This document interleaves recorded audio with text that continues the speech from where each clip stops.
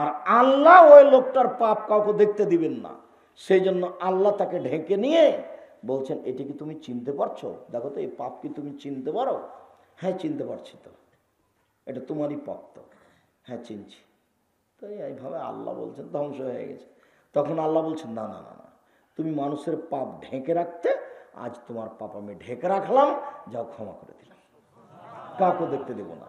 বিচারের মাঠে আল্লাহ মানুষের পাপকে কাউকে দেখতে দিবে না, সেই জন্য এভাবে বিচার করছে। আর মুহাম্মদ সাল্লাল্লাহু আলাইহি সাল্লাম মানুষের পাপকে এভাবে ঢেকে রাখছেন। আর আপনি যদি কারো পাপের খবর জানতে পারেন, আর যদি বিরোধী দলের মানুষ হয়, তাহলে তো আপনি একবারে হন্যে হয়ে লেগে গেছেন।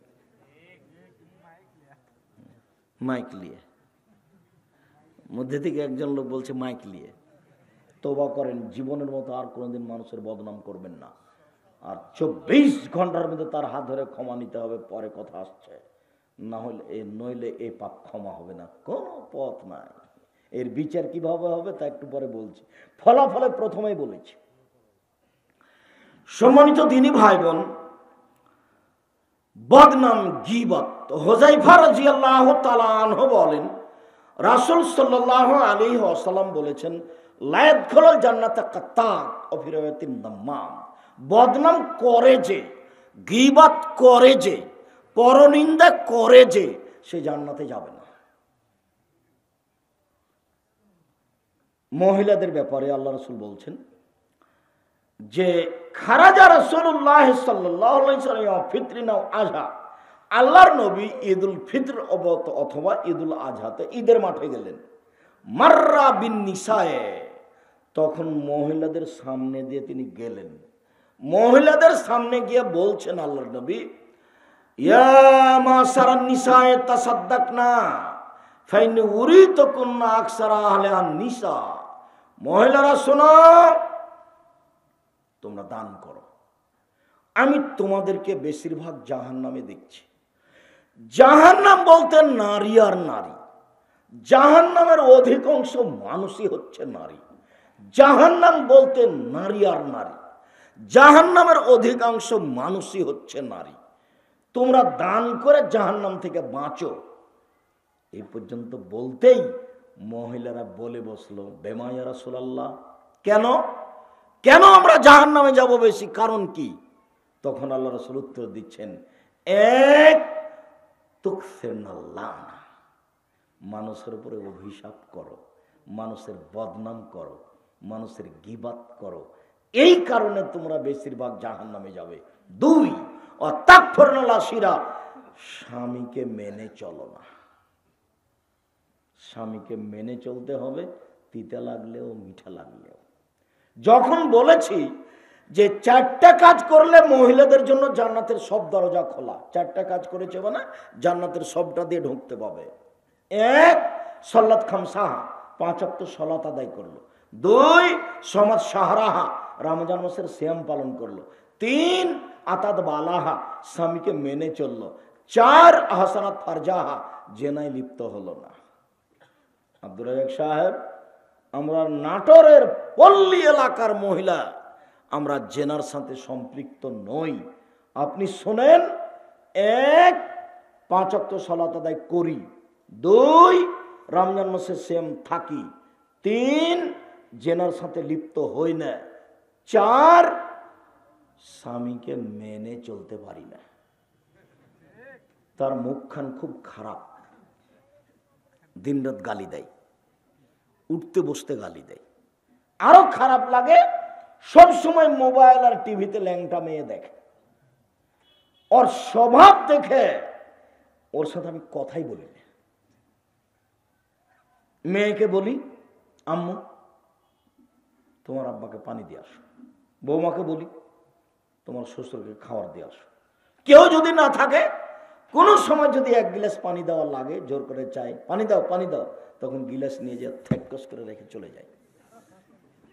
আমি সহ্যই করতে পারি। হ্যাঁ, কথা ঠিক বলছেন আপনি দিনী বোন, আপনার কথাই ঠিক, আমি আপনার সাথে একমত। তবে আপনি মনে রাখবেন যে যদি সংসার করতেই হয়, যদি থাকতেই হয়, তাহলে ঝুলন্ত থাকা যাবে না। তিতা লাগলেও মিঠা লাগলেও মেনেই চলতে হবে, এই কথাই ঠিক। জনৈক মহিলা যখন রাসূলের কাছে আসলো, কথা যখন শেষ হয়ে গেল, চলে যাচ্ছে, তা আল্লাহ রাসূল বলছেন, শোনো শোনো শোনো শোনো, তোমার স্বামী আছে? জি আছে। তুমি তোমার স্বামীর কাছে কেমন? বলে, আমি তাকে মূল্যায়ন করার চেষ্টা করি। মূল্যায়ন করার চেষ্টা করো মানে? বলো কি? হওয়া জান্নাতে না রকে, সে তো তোমার জাহান্নাম, সে তো তোমার জান্নাত, সে তো তোমার জাহান্নাম, সে তো তোমার জান্নাত, স্বামী তোমার জাহান্নাম, স্বামী তোমার জান্নাত। উপস্থিত বৈঠকের দিনই মুসলিম বোন, আপনাকে আমি তিতা লাগলেও মিঠা লাগলেও মেনে নেওয়ার জন্য অনুরোধ জানাচ্ছি। শেষ পর্যন্ত যদি নাই পারা যায়, তাহলে মাস মাস কথা বন্ধ রাখতে হবে না, সপ্তাহ সপ্তাহ কথা বন্ধ রাখতে হবে না। আল্লাহর পক্ষ থেকে খোলা বিধান আছে, আপনি খোলা তালাক করে নেন। চেয়ারম্যান মেম্বারকে গিয়ে বলেন, আমি তার সাথে সংসার করব না, লেনদেন সব কিছু বুঝিয়ে দেন, খোলা তালাক করে নেন। 30 দিন পর আর এক জায়গাতে বিবাহ বসেন, কোনো সমস্যা নেই। আর যদি আপনার স্বামী আপনাকে তালাক দেয়, তাহলে 90 দিন থামতে হবে। কতদিন? 90 দিন। আর যদি মহিলা নিজে নিজে তালাক করে নেয়, তাহলে কতদিন? 30 দিন, 1 মাস। 1 মাস পরে অন্য জায়গাতে আপনি বিবাহ বসবেন, পথ খোলা আছে। আপনাকে আমি অনুরোধ জানিয়ে বলছি, আপনি আমার দিনী বোন, আপনাকে আমি অনেক ভালোবাসি, আপনার পরকাল কামনা করি মর্মে আপনাকে অনুরোধ জানাচ্ছি, স্বামীকে খারাপ লাগুক, মিঠা লাগুক, তিতা লাগুক, আপনি মেনেই চলেন। সংসার তার সাথে করেন, তার সাথে উঠা বসা করেন, তাকে খাদ্য পানি দেন নিজে হাতে। খারাপ লাগলেও তিতা লাগলেও শেষ পর্যন্ত যদি টিকতে না পারেন, খোলা তালাক করে নিন, এভাবে থাকিয়েন না। আর আপনাকে বলছি, রাসূল সাল্লাল্লাহু আলাইহি ওয়াসাল্লাম বলেছেন, স্বামী হলে 5টা জিনিস লাগে। স্বামী মানে 5টা লাগবে জরুরি। 1, যে মানের খাচ্ছেন সে মানের খাওয়াবেন। 2, যে মানের পড়ছেন সে মানের পড়াবেন। 3, ওয়ালা তুকাব্বে, কটু কথা বলতে পাবেন না, গালি দিতে পাবেন না, মারতে পাবেন না, গালি দিতে পাবেন না, ঠোঁটটা কালো এ কথা বলতে পাবেন না, রং কালো এ কথা বলতে পাবেন না, ঠোঁট মোটা এ কথা বলতে পাবেন না, শ্বশুর শাশুড়িকে নিন্দা করে বলতে পাবেন না, চিরদিনের জন্য নিষেধ। মুখ খুলবেন না কোনোদিন স্ত্রীর নামে।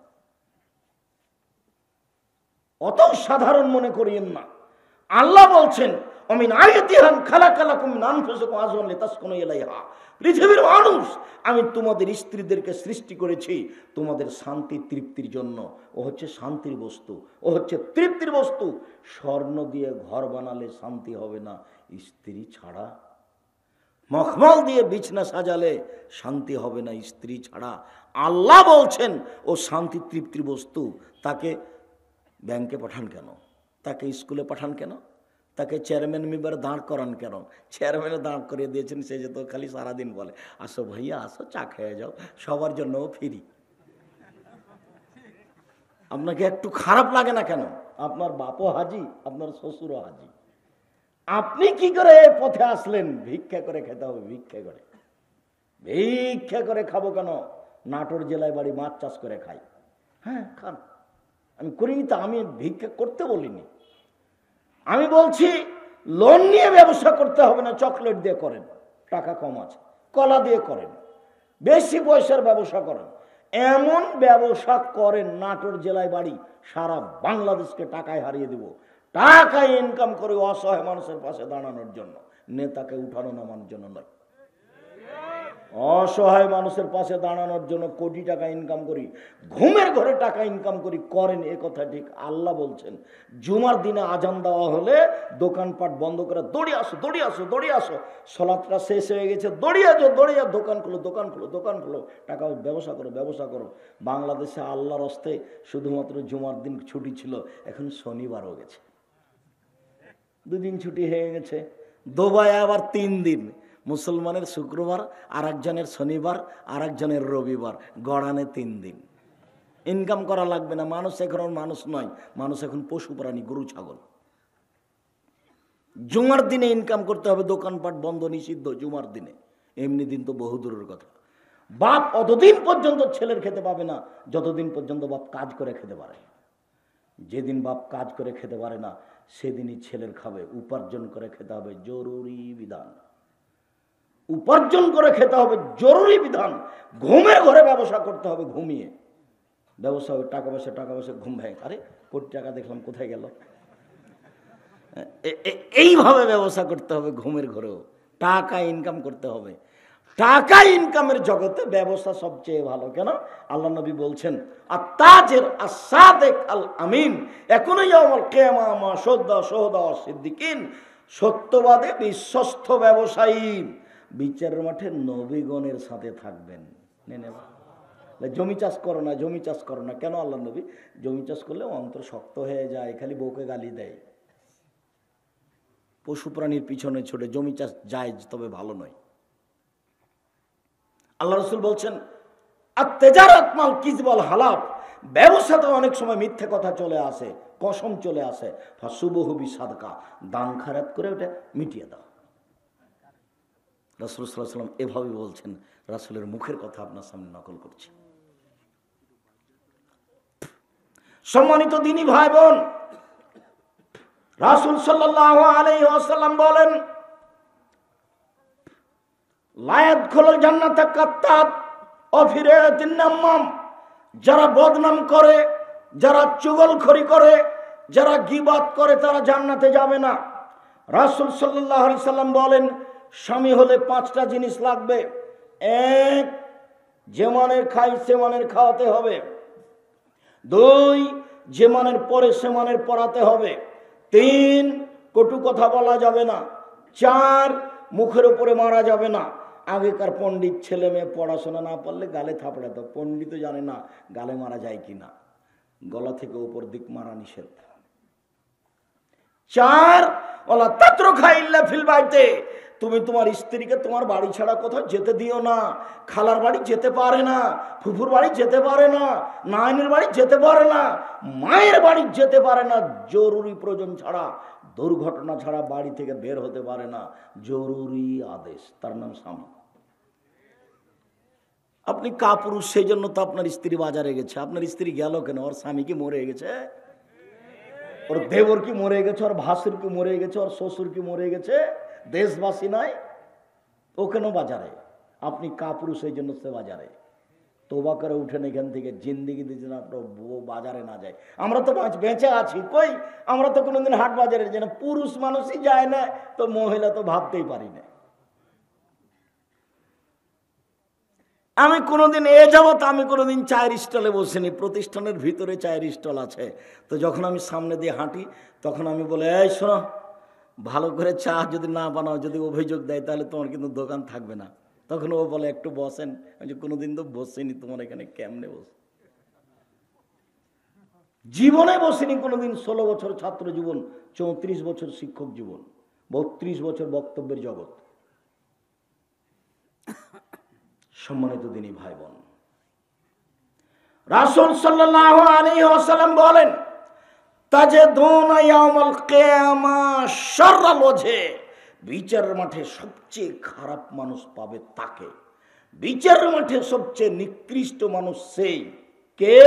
আল্লাযী ইয়াতি বিহাউলাই ওয়া ইয়াতি বিহাউলাই, এখানে এক কথা, ওইখানে এক কথা, এখানে এক কথা, এখানে এক কথা। চগলখোর যে, বদনাম করে যে, গীবত করে যে, সেই হবে বিচারের মাঠে সবচেয়ে খারাপ, সেই হবে বিচারের মাঠে সবচেয়ে নিকৃষ্ট। আনাস রাদিয়াল্লাহু তাআলা আনহু বলেন, রাসূল সাল্লাল্লাহু আলাইহি সাল্লাম বলেছেন, মান কানা দা ওয়াজহাইনে ফিদ দুনিয়া কানা লাহু লিসানানে মিন নার ইয়াউমাল কিয়ামা, বিচারের মাঠে যার দুইটা মুখ, দুনিয়াতে যার দুইটা মুখ, দুনিয়াতে যার দুইটা মুখ, মানুষে যাকে বলে দোমুখা, এখানে এক কথা বলে, এখানে এক কথা বলে, এরকম দুনিয়াতে যার দুইটা মুখ, বিচারে তার মুখের ভিতরে হবে দুইটা আগুনের জিহ্বা। কেমন লাগলো শুনে? জীবনে কোনোদিন কারো বদনাম করবেন না, আজ থেকেই শেষ। আহাল পরিবারকে বলে দিবেন, পাশের মহিলা আপনার বাড়িতে এসেছে, এসে বলছে, বুবু আর শুনেছ এরকম ঘটনা? তো আপনার স্ত্রী বলবে, বুবু আর শুনেছ, ওটা রাখেন, কেন এসেছেন সেটা বলেন।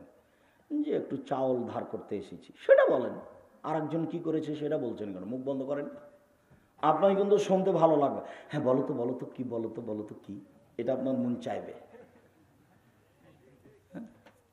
কিন্তু আপনি বলবেন মুখখান বন্ধ রাখেন, আমি ওর কথা শুনতে চাচ্ছি না। আর ও যদি আপনার শত্রু পক্ষের কথা বলতে চায় তাহলে তো আপনি তাকে লুটে নেবেন। এটা হলো মানুষের স্বভাব। এই স্বভাব থেকে মানুষকে ফিরে আসতে হবে। পৃথিবীতে যার দুইটা মুখ, বিচারের মাঠে তার একখান মুখের ভিতরে দুইটা জিহ্বা হবে আগুনের।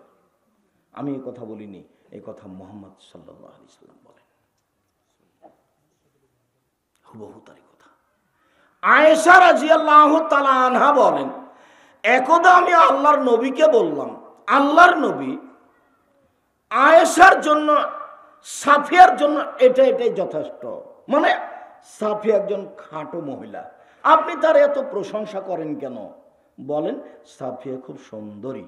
বলেন আপনি সাফিয়া খুব বুদ্ধিমতী। আরে সাফিয়া তো ইহুদির মেয়ে, আরে সাফিয়া তো একটা খাটো মেয়ে, আপনি তার প্রশংসা করেন কেন? তখন আল্লাহ রাসূল বলছেন, সূরা আয়েশা, লাকাদ কুলতে কালিমাতান লাউ মুজাদ বিহাল বাহর আলা মাজজাতু, তুমি এমন একটা কথা বলেছো আয়েশা, এই কথা যদি সাগরে ফেলে দেওয়া হয় তাহলে সাগরের পানি ঘোলা হয়ে যাবে। আয়েশা রাদিয়াল্লাহু তাআলা কি বলেছেন? বলেছেন যে সাফিয়া খাটো। আপনি তারও তো প্রশংসা করেন কেন? খালি বলেন খুব সুন্দরী। একটা খাটো মহিলা আবার সুন্দরী কি? এই কথা আয়েশা রাদিয়াল্লাহু তাআলা বলছেন। তখন আল্লাহ রাসূল এই কথা বললেন, আয়েশা তুমি যা বলেছো এই কথা যদি সাগরে ফেলে দেওয়া হয় তাহলে সাগরের পানি ঘোলা হয়ে যাবে। এবার আমার আর আপনার সারা দিনের বদনাম দেখি তো কি করেছি আজকে সারাদিন। কত কথা, আপনার কথা মনে পড়লে খুব অবাক লাগে। উকবা ইবনে আমির রাদিয়াল্লাহু তাআলা আনহু বলেন, রাসূল সাল্লাল্লাহু আলাইহি সাল্লাম বলেছেন, পৃথিবীর মানুষ শুনে রেখো, জাহান্নাম থেকে বাঁচার মাত্র তিনটা পথ। পৃথিবীর মানুষ শুনে রেখো, জাহান্নাম থেকে বাঁচার তিনটা পথ। এক, আলজিম লিসানাক, মুখখান বন্ধ করো, জান্নাত পেয়ে যাবা, জাহান্নাম থেকে বেঁচে যাবা।